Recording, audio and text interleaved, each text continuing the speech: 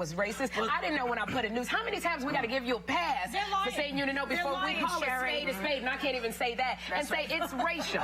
It's just racial. You knew when you said tar baby exactly what it meant. But Joel Chandler Harris wrote Uncle Remus during Reconstruction, like in the 1880s, and initially a tar baby for Brer Rabbit represented an intractable problem.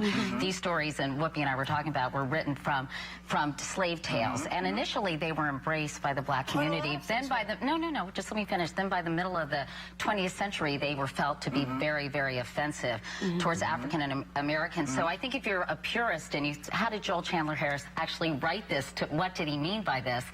I don't think it would but I doubt that he was referring to that. No, I think now, today, it's so questionable and sketchy. It was a really stupid thing to say. George Bush a tar baby? That's the question. No, I agree. It's an intractable problem. I agree. A sitting president a tar baby. I just need to give a little background on Uncle Remus. In the dictionary, I don't have it in front, the definition of tar baby is someone who can't get out of something. Right. So even the dictionary. But you know, there are other things. Little Black Sambo. I grew up with Little Black Sambo. There were restaurants with that name. How was there he were as a books neighbor? Adorable.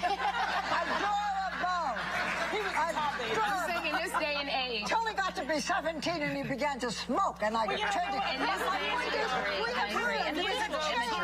cookies were taken off the shelves, if you remember. There was a tar baby cookie a few years ago. Yes, but but you're doing things to President Obama. You call President Obama the Rush Limbaugh, Barack Obama the magic Negro. I mean, it's all these little things that I go, wait a minute, I'm tired of giving people a pass score, and then they do an apology and say, I didn't know. I've never heard a purist call Nixon, Clinton, Bush, Reagan a tar baby. I don't care. They never use that term to say we want to extricate ourselves when we can't do it. Limbaugh never backed off, though. It's not like he apologizes for that. No, but I'm saying it's just... he apologized. Okay, well, he didn't apologize, but everybody's using these things for Barack Obama, and I say, I think you know exactly what you're saying, and it's so much in your heart, the racism, you can't even help it. It freaking comes out before you can... Tar baby! Oh, shoot. I didn't say it.